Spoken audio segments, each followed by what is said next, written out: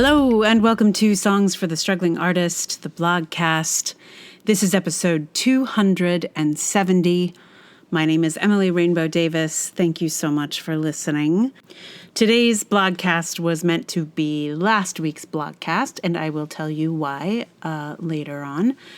Meanwhile, though, I will tell you that this blog is a follow-up to a previous blogcast. And the previous one was called A $5,000 Grant Would Be a $5,000 Problem. So if you would like to listen to that one first, before you listen to this one, you may want to. I don't think you'll be lost in this one if you haven't listened to that one. But this one sort of follows on the heels of that story. Rant? I don't know. And this was also inspired by people's response to that post. So there is a little bit of a continuum if you would like to read or listen to that previous one. There is also a third post in this series that is a follow-up of this one, which I have not yet posted on the blog, so you'll see that soon. But this is called Making Something. In response to my post about the $5,000 arts grant, several sweet, well-meaning people offered some suggestions for stuff I could do to take advantage of it. There were project suggestions and ideas for ways to game the system. But the parts I can't stop thinking about are the suggestions that featured making something. Because that something is exactly the thing that's at issue. The art happens in the something. That's the place where the idea happens. Deciding what the something will be is the hard part. If you have a good something, a lot of things can start to fall into place. But finding a good something is not easy. Generally, I don't have much trouble coming up with ideas. Ideas have, historically, come pretty cheap for me. I foster the environment for them to turn up, and they do, often in numbers too big to execute. But an idea is not a something. An idea is not necessarily a thing I can make. I had an idea about a Buto barista once, but that little nugget had nowhere to go. It wasn't anywhere close to a something. Let's say this little nugget of an idea were to grow up into a play. Then I could imagine the places it needed to develop, and it becomes a show in my imagination. That's still not really a something. It could be somebody's something, but if I don't have an idea about how to produce it, it's just a full idea in my computer. I have bushels of those. They only become something I can make when either the conditions are possible or I feel so fired up about it, I'll find a way to make it even without the right conditions. It is a long journey from an idea to something. And that journey is often a whole lot of work. But because it's the kind of work no one sees, it seems like the something just emerged, fully formed out of my head, like Athena being born to Zeus. But you get a something the same way you birth an actual baby, with a lot of pushing and crying. I don't know if maybe artists have somehow made what we do look too easy. Is this why people think we can make things by just wishing for them? Most art takes a ton of work. You want a swank artistic mural on your public square's wall? That's awesome. But settle in, because it's going to take a while. It's not just the time it's going to take to paint it. In a way, that's the easy part. Your muralist is going to have to come look at the site, measure the wall, get a sense of the environment it's in, and maybe then they can start playing with some ideas. They'll have to draw the idea they settle on, figure out how it will work in the space, and then get the approval of the person who commissioned it. That's a lot of work before the visible work of standing in front of a wall with a paintbrush happens. Most of the public will think of the something as that time with the paintbrush, but most artists think of that part as the easier bit. It's the performance that people see, not the months of prep and rehearsal.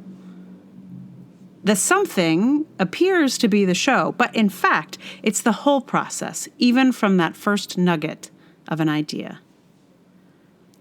When you make something, context matters. You make a different mural on a door than you would on the walls of the National Palace. If you're putting on a show, you put on a different something on a Broadway stage than you would on a street corner. It's not that I have no ideas. If someone said, hey, I'll give you a Broadway stage and a Broadway budget, I've got 6 shows ready to go. What I don't have in my back pocket are the ideas for no budget, no fuss, quickie street performances. I have had those ideas, but I'm fresh out at the moment. But let's say you make stuff out of popsicle sticks. Maybe it's not so hard to just make something because all you do is just sit down with your single material and see what happens. But even for a singular popsicle stick artist, with a grant like this, you're going to have to make up a context for it.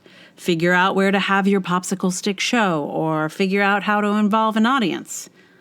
You'll need a whole something that isn't just the making of your something. Is there something I could make for this grant? Actually, turns out there is. I applied for it a week ago. But do you know how that something came to me? 3 weeks in a quiet place with access to a swimming pool. That's how it came to me. My brain needed that kind of quiet and pleasurable movement before it could put any water in my well of inspiration. So this story had a happy ending, but only because I happened to be lucky enough to be gifted such time and space. I don't like the chances of the rest of New York's artists to get the same sort of opportunities. Not everyone gets the chance to replenish depleted creativity wells and see something emerge. I feel like the thing to hold on to here is that some things come out of resources. If someone said, here's $5,000, go make something, that would be a whole different world of inspiration. I would have $5,000 to make something, and something would emerge. If a Broadway producer gave me a theater and a Broadway-sized budget, I would make a Broadway-sized something. As it happens, I had a different sort of resource that allowed me to come up with something for $5,000, but I needed those resources first. That's why all arts funding is backwards. They ask us to tell us what we'd make with next to nothing, when really, if we had the resources, we wouldn't need to invent anything. The well would be full, and ideas and somethings would pour out of it. So the next post on this one is the rejection post for the grant. Sorry, spoiler alert. I applied for this thing, and no, I didn't get it. And I'll tell you all about it and my thoughts about it and all that stuff in that post when it goes up, hopefully later this week. Meanwhile, the reason that you didn't hear from me last week is pretty personal, which is not what I usually get up to on this here podcast or on the blog, really.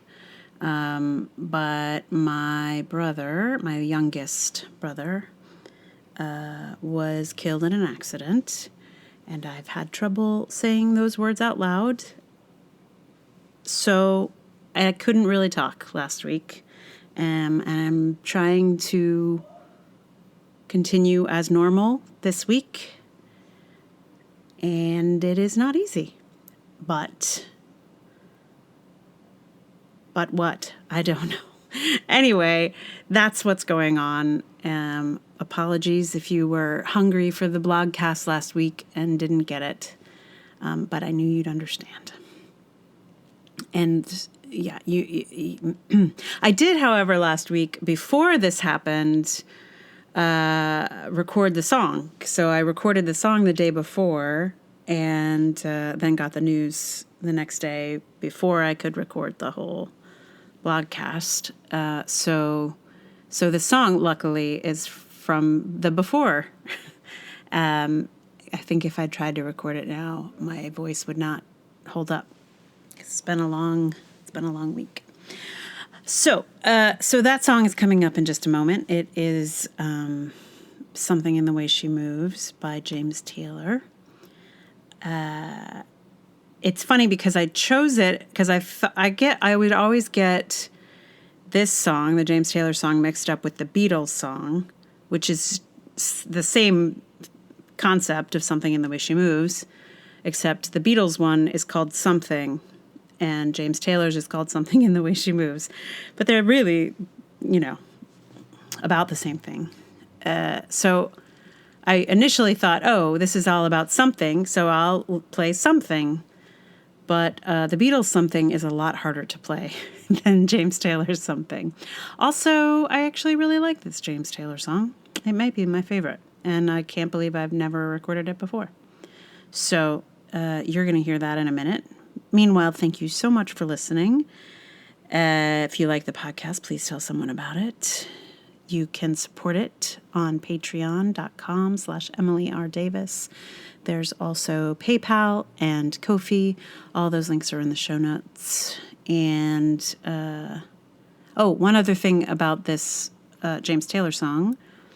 I became obsessed with this song from his first album. Apparently, there's this best of one that also does a recording of it, which I do not like at all. But this one, mine is inspired by that first album. So if you've never heard his initial recording of this song from his first album, I do recommend it. It's got this kind of fun harpsichord intro. Also, I don't usually change the gender of a song, but in this case, I did, because there is a verse that I think is really weird. Like, I'm not going to lie, I love this song. But this one verse is, it's just, I needed to reverse the gender because I thought this will reveal something about the song to anyone who hasn't really thought about this verse before. But basically, the verse of the song is, it isn't what she's got to say or how she thinks or where she's been. To me, the words are nice the way they sound. I like to hear them best that way. It doesn't matter what they mean. She says them mostly just to calm me down. Which, is a real crap way to talk about someone you love. I would be really upset if someone didn't care what I had to say. Like, a lot. And I feel like by switching the gender, those who might not feel that might get a sense of what it might be like to have your thoughts not matter. Anyway, that's what that's going to be about.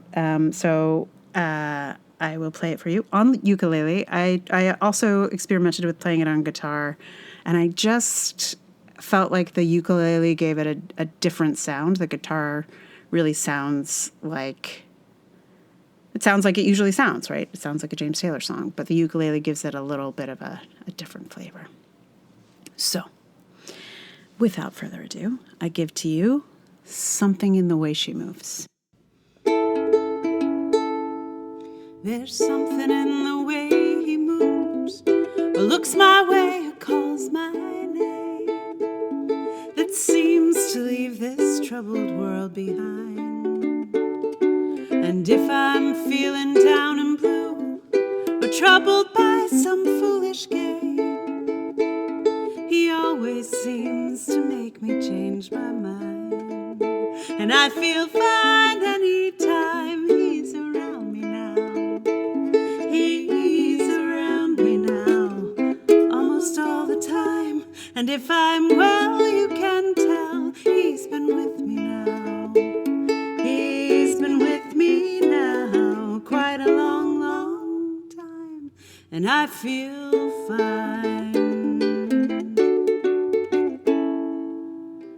Every now and then the things I lean on lose their meaning, and I find myself careening into places where I should not let me go. He has the power to go where no one else can find me, and to silently remind me of the happiness and good times that I know.